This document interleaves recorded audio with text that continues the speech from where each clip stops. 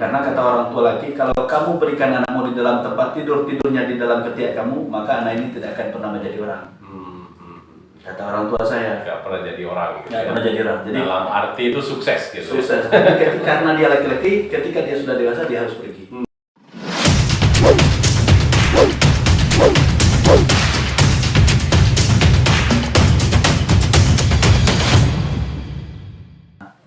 Jadi saya bilang sama istri, ini saya beli daging 2 kilo. Tolong dimasakkan lebih, ada orang di sana yang nggak sempat balik, kita kasihkan. Itu apa? Idul Fitri, Idul Adha? Idul Fitri kalau nggak salah. Idul Fitri. Nah, jadi makanya saya terinspirasi sedih juga saya kan. Jadi orang di situ rame, saya masakkan daging. Jadi rupanya bosnya tahu ketika saya suguhkan daging ini sama mereka. Mungkin seperti kayak dibuat drama ya. Seperti kayak dibuat drama sama Allah. Jadi ketika bosnya tahu, saya dihubungi sama bosnya. Bosnya ini di mana? Di Jawa. Oh, di Jawa. Di Jawa bosnya ini. Oke. Saya dikasih hutang lah ini dulu rangka baja, baut. Dari situ bang saya bangkit. Dari situ saya bangkit. Artinya dia tanya apa yang perlu di sini gitu ya? Enggak, dia tanya kamu ilmu kamu apa? Saya bilang saya kontraktor juga pak, tapi kontraktor kecil. Tapi kalau bapak bisa kasih jalan ring, saya juga bisa jadi pedagang. Saya bilang, saya pedagang, basic saya pedagang. Jadi ketika itu saya dikasih utang bau rangka baja, puring seng, atap seng, sampai istri marah. Kata istri, abang dosa nambah utang. Iya. Abang nambah dosa nambah utang. Abang coba aja profesi abang bawa beca. Saya bilang saya tidak biasa pula saya bawa beca. Saya bilang, saya profesi saya kan berdagang. Gimana saya mau bisa bawa beca? Saya bilang, nanti tidak dapat sewa, tidak bisa kita bayar sewa beca orang, nanti susah pula. Beca mesin kan 15.000 satu hari. Sementara saya bilang saya tidak ada ilmu itu, nggak ada pandai gitu saya bilang. Jadi kalau saya hobi itu barang-barangnya belum sampai. Belum. Baru ditawarkan. Ditawarkan. Ya. Terus diskusi dengan istri. Diskusi ditawarkan sama saya, dari situ saya bangkit alhamdulillah. Itu mungkin seperti. Memang itu dibutuhkan waktu itu. Dibutuhkan pada saat pembangunan rumah NGO. Oh. Pada saat pembangunan rumah NGO. Jadi saya jual awalnya dulu itu saya beli 3.500 Pak Nas. 1 kilo, ada 2 ton 100. Apa tuh? Besi? Bautnya itu, baut rangka baja. Baut rangka baja. Rangka baja itu. Jadi saya dikasih 3.500. Di saat orang tidak mau beli nih, saya beli, ditawarkan juga ke toko-toko. Oh gitu. Toko-toko nggak mau beli. Itu artinya mereka sudah ini juga ke sini. Sudah survei ke sini. Sudah survei. Karena kita posisi tsunami kan sudah survei mereka, tapi tidak mau beli. Saya belilah. Saya jual pertama sekali itu 7.500 ke toko host. Habis itu masuk ke beberapa toko. Terakhir harganya saya jual tuh 40.000 sampai 50.000 1 kilo. 1 kilo. 1 kilo. Ratusan persen saya dapat untung. Dari 3.000. Ribuan persen. Bukan ratusan persen lagi, ribuan persen. Dari modal 3.500, terakhir saya menjual 5.000. Dan itu jumlahnya bukan sedikit, 2 ton 100. Masih total, ada, ya? Totalnya 2 ton 100. Itu baut pun masih ada di rumah sekarang. Memang saya nggak jual habis. Karena saya ada bukti bahwasanya dari sinilah saya bangkit. Memang semuanya itu kehendak Allah kan. Tapi saya pikir kalau kita tidak berikhtiar, pasti Allah belum mau kasih. Jadi bos ini tadi dia tahunya itu dari mana, terus berapa hari setelah itu dihubungi? Apa hari itu? 3 hari aja. 3 hari aja. Dia tidak ada tahu saya dagang, cuman dia tahu karena saya kasih daging rendang tadi. Sama anak buahnya. Sama anak buahnya. Anak buahnya nggak bisa berangkat karena nggak ada kapal. Karena belum keluar uang. Oh, belum keluar uang. Belum keluar uang. Oh. Gitu. Belum keluar uang. Dan dia juga nggak bisa kirim uang ke sini atau gimana? Mungkin belum keluar uang. Mungkin mereka itu nggak bisa kirim. Saya pikir. Oke. Waktu itu kan ketika drop seperti itu, ya kita mundur lagi ke belakang, kan pengalamannya sudah kemana-mana. Kalau saya ketika drop itu, saya dari baut itu saya alhamdulillah bangkit lagi. Dan sebelum baut ini, kan ketika jadi kontraktor gitu ya, kontraktor kan di situ habis uangnya. Iya, habis uang. Ya kan? Nah, apa nggak terpikir waktu itu, kan pengalamannya sudah luar biasa, sudah ke daerah tadi yang sudah disebutkan itu, kan artinya channel gitu kan, relasi itu kan sudah banyak.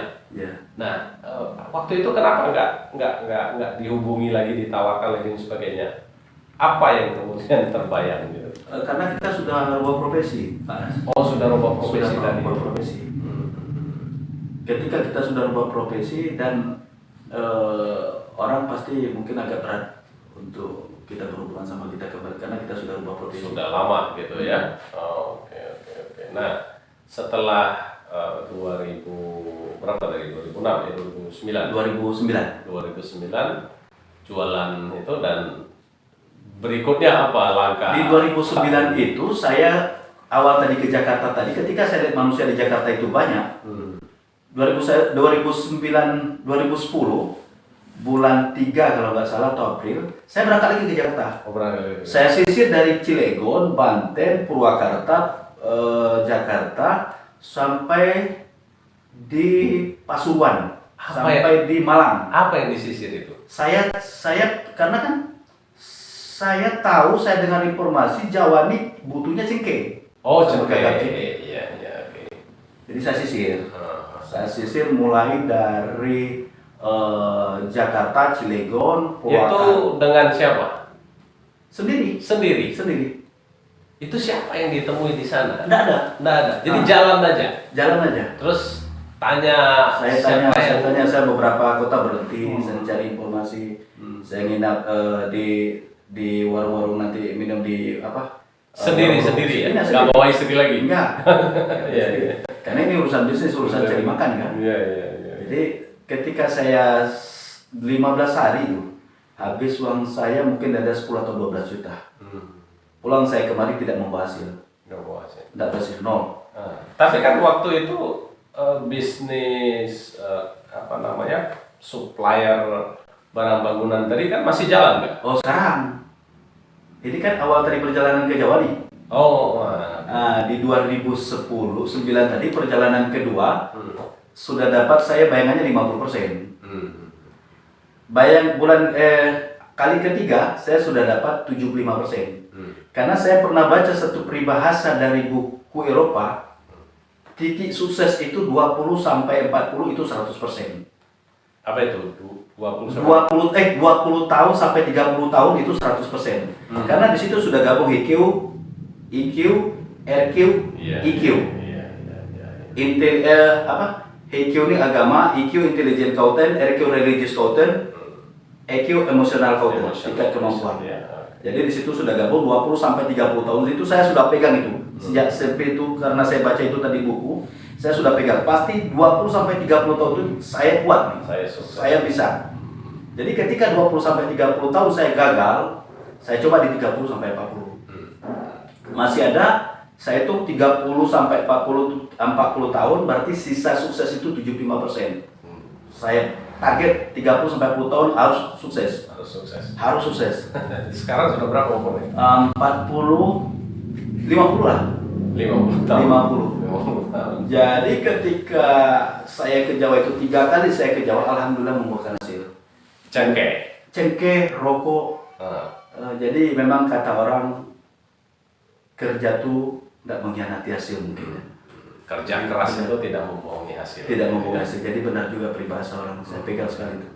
Apabila kita ada kemauan keras, insya Allah Allah bantu. Nah, saya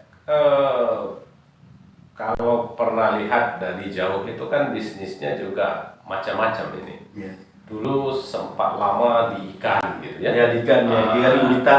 Di ikan gurita. Kira waktu itu luar biasa itu kan. Itu berapa lama bisnis itu? Itu lama sekali. Lama. Hasil laut itu lama. Hasil laut itu ya.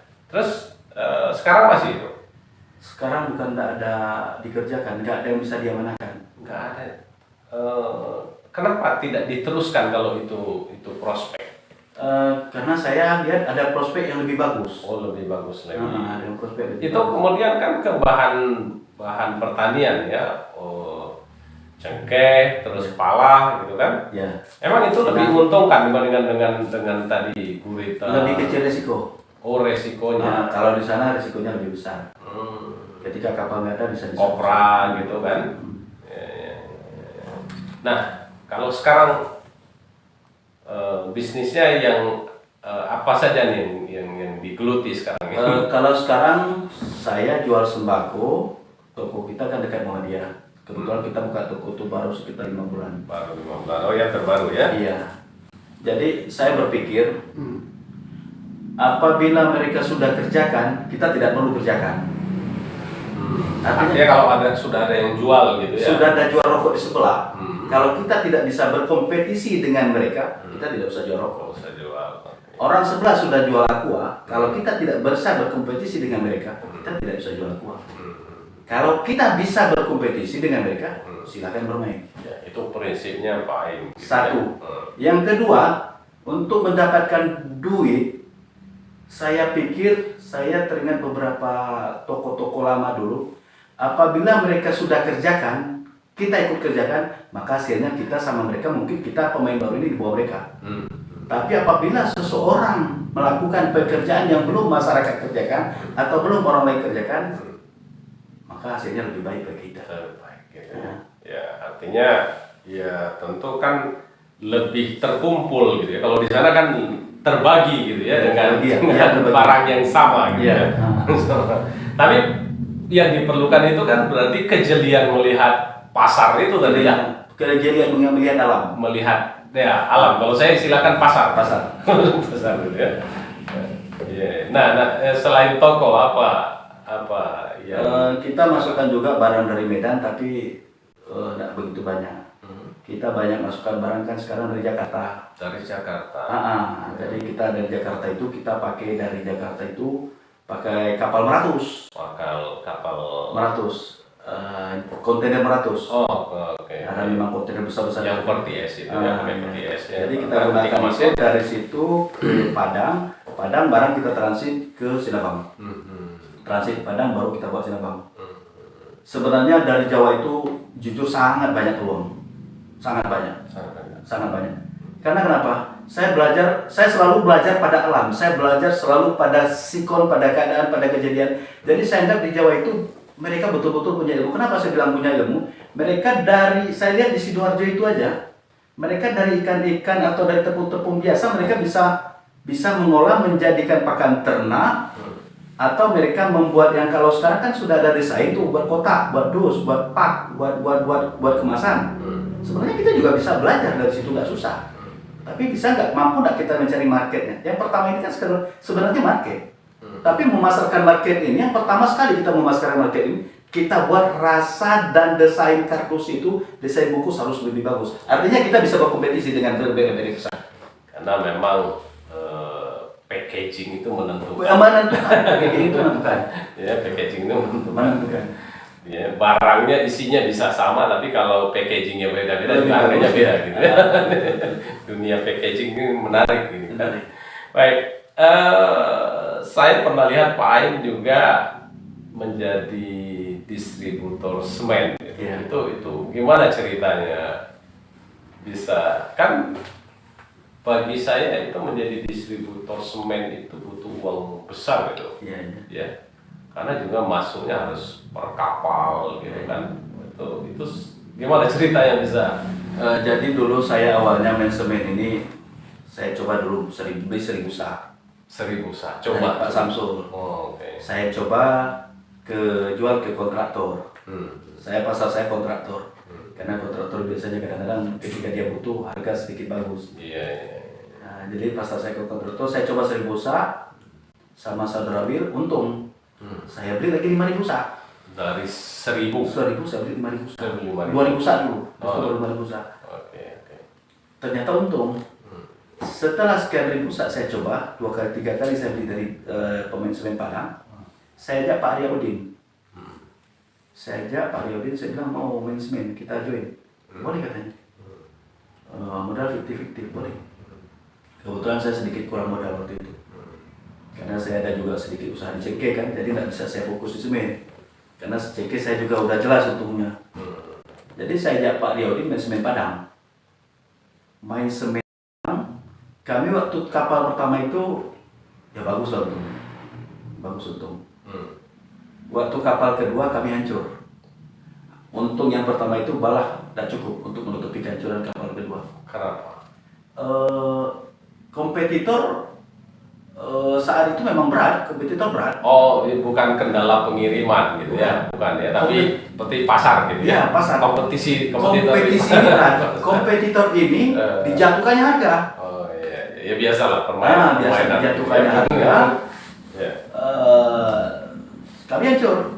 Hancur ini. Terus itu sampai sekarang masih di semen? Masih juga? Masih. Jadi setelah 5.000 itu masih terus? Setelah tadi kami bawa tadi kan 20.000 nih 1.000 ton 20.000 sak ya, 1.000 ton 20.000 sak kami join sama Pak Ria 2.000. Jadi 1.000, 2.000, 5.000 terus ke 20.000 gitu? 20.000 ya. 20.000. 20.000 ini kami udah join sama Pak Ria. Nah, kami 50-50 modal. Beliau 600, saya 200. 600 juta, jadi Iya. 1 miliar lebih ya? Ya, tebus semen 200. cadangan. Kalau tebus semen kan harus cash. Harus cash? Harus cash. Nah. Jadi karena saya rugi, jadi saya coba istirahat dulu. Jadi saya bilang sama Pak Zaini, saya bilang orang diam bukan berarti kalah. Mungkin dia sedang mencari langkah. Coba ingat bahasa saya itu, Bang. Saya bilang sama Pak Zaini, coba Bang ingat bahasa saya. Saya ini diam, kepala saya sedang jalan nih, Bang. Abang dukung aja saya terus, dukung aja insya Allah. Mau bantu doa. Mundur selangkah gitu ya, untuk maju beberapa. Mundur selangkah untuk maju beberapa. Saya tahu perjalanan sekian ribu mil awalnya dari satu langkah. Dari satu langkah. Jadi saya bilang Pak Zaini doa abang bantu saya tetap saya jalankan semua ini. Insya Allah kita bisa nih. Kita bantu sama Allah karena pemilik alam ini Allah. Iya, betul. Bukan manusia ini nol besar. Manusia. Nol besar manusia. Jadi 2 bulan saya mencari investor nih. Saya coba minta bantuan bos saya ke Surabaya. Dia mau bantu tapi 1,2%. Dia Keuntungannya? Keuntungan. Enggak, modal dia kasih 1 miliar sampai 2 miliar, dia kasih 1,2%. Oh iya. Dari investasi uang gitu ya? Dari investasi uang. Saya bilang kalau 1,2% nggak sanggup. Saya minta 1%. 1% saya nggak mau katanya. Bos saya itu kan Cina Surabaya. Jadi setelah berjalan dia pun tidak jadi saya pakai uang. Saya coba kenalan dengan direktur umum salah satu bank, kalau tidak salah bank apa ya, bank apa? Saya sudah lupa tuh, kami sempat juga saya posting di Facebook. Ternyata gagal juga. Tidak ada sinkron. Saya coba lagi ke Jakarta, beberapa orang yang saya kenal juga nggak anu. Ternyata Allah kasih mungkin jalan sama orang lain. Dengan modal saya pada saat itu 1,2 kalau tidak salah. Jadi saya minta teman-teman lain mendongkrak. Saya masukkan satu kapal. Pertama sekali saya masukkan satu kapal itu, saya ditunjuk distributor tuh, agen subdistributor. Saya masih masuk semen. Oh iya. Saya membawa lagi Merek baru, Simru, Aceh Barat, Nia Sibolga dulu pada saat itu saya ditawarkan. Jadi semen ini saya harus ada deposit di sana 500 juta. Awalnya mereka minta 1 miliar. Kalau di bawah 1 miliar mereka harus masukkan orang lain. Terpaksa saya masukkan uang 500 juta supaya mereka nggak masukkan. Ternyata setelah saya pasarnya sini bagus 3 tahun, 2,5 tahun sampai 3 tahun, saya lihat mulai ada pemain baru. Saya telepon ke Jakarta. Saya bilang kok ada pemain baru.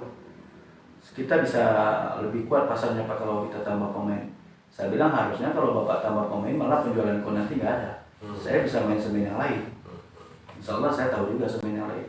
Akhirnya putus. 5 tahun saya kerja sama dengan saya putus dengan saya masuk semen. Oh, nah, yang merek lain lagi. Iya. Jadi saya bilang sama kompetitor, saya tidak sebutkan namanya. Saya bilang, insya Allah Bang, saya bisa menjadi kompetitor berat Bang. Saya bilang. Kenapa saya bilang begitu? Bukan sombong saya minta bantu sama Allah. Yakin saya, kalau saya minta bantu sama Allah, kalau Allah juga saya menjadi kompetitor. Itu sambil bercanda gitu. Ya, sambil bercanda. Silanya omongan warung kopi lah gitu. Warung kopi kami, karena beliau ini kami ajak nego. Misalnya 1 bulan nih, bulan pertama saya masuk, bulan kedua beliau, bulan ketiga saya, bulan keempat beliau ini nggak mau. Iya. Makanya Pak Arya mundur dari semen karena jatuh rugi tadi. Nah, kalau sekarang perputaran asetnya itu omsetnya sampai berapa nih per bulannya? Per bulan mungkin mau 1 M ya. 1 miliar kan, satu bulan ya. Jadi Ya luar biasa itu. kadang bisa 2 M enggak benar. Ya. Ya jelas juga sama saya. Saya enggak jaga saya itu. Yang penting saya bisa makan. Ini saking banyaknya gitu ya, saking banyaknya udah nggak perlu dihitung lagi. Saya enggak Biasanya kalau kecil-kecil tuh dihitung kan. saya enggak punya manajemen yang bagus, masalahnya gimana mau itu kan.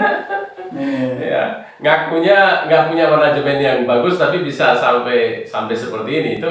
Jadi saya lihat di Jakarta itu dia punya armada 100 biji, dia punya grosir banyak, hanya dia mejanya saya lihat ada satu tempat, mejanya bahkan biasa saja. Biasa saja. Luar biasa, dia tidak punya komputer, manajemennya ada. Cuman begitu masuk keluar 10 truk barang ini 10 truk, tinggal dia catat kertas biasa aja di atas meja. Mejanya pun sangat sederhana, nggak mau kita beli 200 ribu. Iya, dan memang orang-orang yang seperti itu banyak sekali kita temukan. Ya, banyak sekali. Bahkan kalau di Banda Aceh, di Aceh misalnya, saya mendengar ada yang memang nggak bisa nulis gitu. Iya.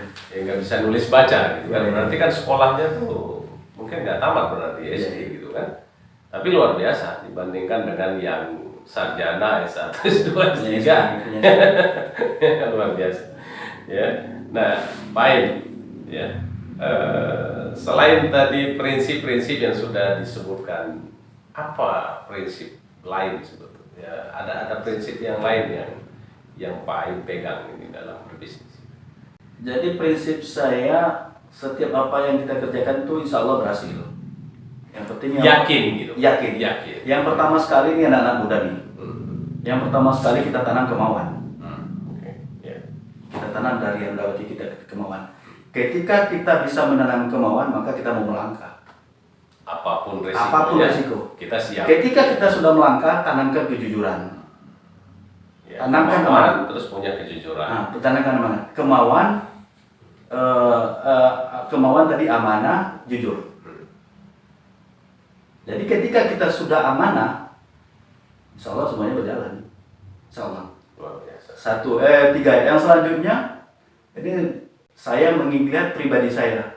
Pernah dulu ketika tahun 94, saya pernah di sini kan sudah umum tuh. Mungkin agen-agen di sini, agen-agen cengkeh sudah umum. Saya pernah coba dulu cengkeh tempe. Cengkeh bagus saya campur sama gagang. Sampai orang tua saya, kakak saya marah. Itu haram kamu makan. Saat itu saya dapat gaji 1 juta. Tapi ternyata 1 minggu Allah batasi rezeki saya. Karena ada kecurangan. Ada kecurangan. Jadi ternyata setelah saya pelajari, kata kakak saya, coba kamu alihkan ke kanan. Bisa nggak? Kata almarhum orang tua saya. Coba kamu tes usaha itu ke kanan. Kan selama ini kanan, kiri, kiri, kanan. Artinya tuh harus lebih jujur, harus lebih baik. Gitu ya. Artinya kalau memang ini tidak bagus, kita bilang tidak bagus. Jangan yang tidak bagus, kita bilang bagus. Nah, jadi ketika itu saya terapkan dalam diri saya, insya Allah saya lihat sedikit adalah kebaikannya, ada kebaikan, ada kemudahan, ada bertahan rezeki saya. Artinya mungkin Allah kasih jalan banyak. Artinya memang kalau kita berusaha itu, ya kita harus percaya bahwa apa yang kita usahakan ini ada Allah di situ. Ada Allah di situ. Ada Allah yang ada Allah yang melihat. Ada Allah yang melihat. Walaupun di sana mereka nggak tahu. Mereka nggak tahu. Artinya kalaupun mungkin sekali 2 kali kita untung, ya nanti ya di kali berikutnya mungkin ruginya justru bisa berlipat-lipat. 1. Yang keduanya mungkin Allah batasi. Harusnya kita sudah dikenalkan Allah dengan pemain-pemain baru lagi, tapi ternyata Allah batasi kita dikenalkan dengan orang-orang pemain baru. Luar biasa. Baik, ini ya di akhir-akhir perbincangan kita nih. Untuk generasi muda atau ya saudara kita yang ada pesan-pesan apa nih yang bertolak dari potensi kita ya di Semeluk ini, yang tadi Pak yang sebutkan sebetulnya banyak sekali yang bisa kita jadikan uang gitu ya, atau banyak sekali yang bisa kita kirim keluar, pasarnya juga di luar banyak itu ya. Gimana? Jadi untuk anak muda nih, terutama di bawah 20 tahun lah. Kalau di atas 20 tahun saya takut juga. Karena peribahasanya kalau 20 sampai 30 tahun itu mungkin masih frekuensinya 100% ya. Jadi saya bukan memberikan nasihat, tapi hanya bisa memberikan spirit nih, dorongan. Yang pertama sekali tanamkan kemauan. Kemauan, amanah, kerja keras. Jangan kita berpangku pada nasib. Ini sudah nasib. Kalau orang tuanya mampu. Walaupun orang tuanya mampu. Jangan kita bergantung pada nasib. Jangan kita bergantung pada nasib. Nasib itu terakhir. Kita sudah puluhan tahun kerja, sudah puluhan tahun berpikir. Karena orang sukses itu yang mau bekerja dan berpikir. Kalau kita tidak mau bekerja dan berpikir, tidak mau sakit kepala, tidak akan sukses. Kalau kita tidak mau sakit kepala, tidak mau sukses, maka jangan berpikir. Tidak mau kita sakit kepala, jangan sukses. Sama dengan kalau nggak mau susah, nggak mau nggak usah hidup. Nggak usah hidup. Jadi intinya kalau dorongan saya bagi anak-anak muda nih, mau 20 tahun. Sekarang kan sebenarnya bukan nggak ada kerja di sini loh. Banyak yang potensial harus kita gali. Yang pertama sekali, saya bisa dicek ke rumah saya itu ada tepung saya. Tepung ini cakra. Sampai saya bilang sama istri, ini nggak usah dibuang dulu, harusnya sudah dibuang. Saya bilang ini sekecil apapun saya anggap peluang. Saya bilang ini jangan dibuang dulu. Nanti kita cari ikan kering yang nggak bisa pakai. Kita coba giling, kita cari informasinya di YouTube atau di mana. Bisa kita jadikan pakan. Itu hal terkecil. Salah satu pakan pelet gitu ya. Pakan pelet, pakan ayam, pakan bebek. Satu. Yang keduanya, sebenarnya saya kan sekarang beli kopra nih. Beli kopra lagi. Beli kopra saya kirim Surabaya. Jadi kita jadikan semua itu ini. Artinya apa? Kita mau bertanya, karena rezeki ini ketika kita diam dengan bertanya itu beda. Saya di toko, di gudang, saya bilang sama anggota, apabila rezeki ini kita tunggu, maka hasilnya menunggu. Tapi kalau rezeki ini mencari, hasilnya datang. Jadi kalau kita duduk, hasilnya 1.000. Ketika kita mencari, hasilnya 2.000 atau 5.000. Bisa berkali lipat ya. Jadi tidak perlu diam kita. Oh kita tunggu nih, kan kita hebat nih. Kita sok hebat nih. Kita tunggu aja, orang kita udah hebat, kita tunggu aja orang telepon. Tidak perlu. Kita buang ego kita ketika kita butuh sama orang. Jangan ego. Kita butuh sama orang, kita butuh duit nih. Bagaimana caranya duitnya tuh pindah ke kantong kita. Walaupun gak emosi tadi, bilangkan aja. Ini kita udah sakit hati nih. Bilangkan aja. Anak muda tidak perlu diam, harus proaktif. Harus proaktif. Karena saya beberapa sebenarnya ini aktivitas di Simulu ini kan sekarang pada sepi nih. Pada sepi. Karena lesu gitu ya. Lesu. Jadi sebenarnya kita tidak perlu mengikuti kelesuan tersebut, kita bisa. Contoh terdekat itu tadi saya di air apa? Botol-botol aqua itu mereka buang. Plastik. Kemasan plastik. Jadi saya kumpul, saya isi minyak goreng. Itu hal terkecil. Saya isi minyak goreng 20, 1.000, 1.600 mili. Berarti harga botol itu Rp1.000. Jadi Rp1.000 itu sudah uang. Jangan kita anggap Rp1.000 itu kecil. Berawal dari kecil kita bisa menjadi besar. Kalau kita membiarkan kecil, tidak akan pernah kita bisa menjadi besar. Uang 1 miliar itu kalau nggak ada Rp1.000. Dari Rp1.000 kita bisa jadi 1 miliar. Dari Rp1.000. Nggak sampai 1 miliar. Tidak akan pernah 1 miliar. Jadi saya belajar nih, sebenarnya kita belajar dari alam, banyak yang harus kita gali potensi. Yang pertama sekali di sini kan ikan kita kan banyak, hasil laut kita melimpah.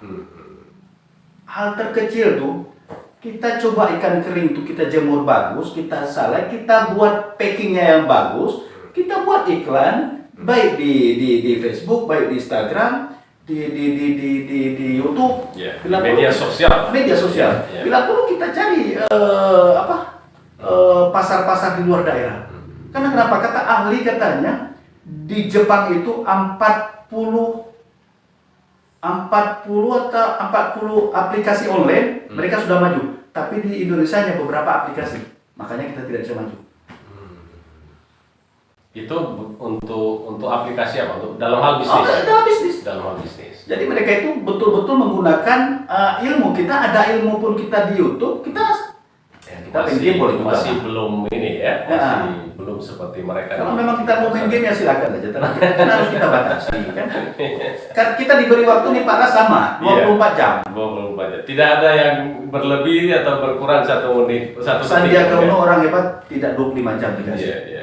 Mark Zuckerberg pemilik Facebook tidak dikasih 27 jam. Saya kira ini prinsip-prinsip orang yang sukses itu memang selalu melihat seperti itu. Iya. Ya. Jadi kenapa mereka bisa, kenapa saya tidak bisa? Betul sekali. Gitu ya. Jadi betul sekali Pak Ras bilang, sekarang kita dikasih 24 jam, apa dari jam 8 itu apa yang kita kerjakan? Jam 8 pagi kita bangun, saya bangun jam 9, rata-rata jam 9 atau setengah 9. Tapi sudah sholat duluan. Sudah salat subuh, saya bangun di luar, habis salat subuh balik ke rumah itu tarik dulu setengah jam atau 1 jam. Kalau enggak saya bisa mikir. Jadi pada saat itu kita sebenarnya sudah harus kita ikut apa yang kita kerjakan hari ini. Kita sudah buat jadwal itu dari berapa hari belakang. Ya betul, luar biasa. Baik, ini terima kasih Pak Im, banyak sekali ilmunya ini, mudah-mudahan nanti ya sahabat-sahabat yang menyaksikan podcast ini bisa terinspirasi, dan insya Allah nanti di lain waktu kita bisa ngobrol lagi nih. Pak, luar biasa, saya salut ya buat Pak Im, dan sukses ya dan sehat tentu ya.